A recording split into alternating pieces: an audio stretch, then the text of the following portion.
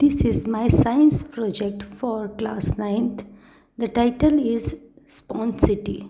This is based a model of sustainable city.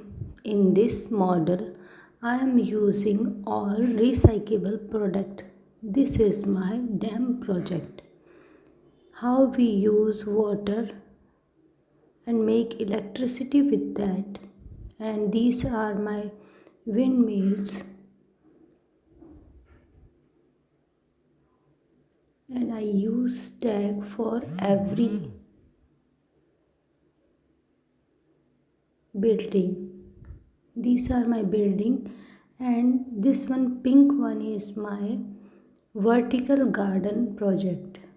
We use vertical garden if we have no land and use maximum solar energy for sustainable city. In sustainable city, every daily need product we have the reaching time for that is 30 minutes.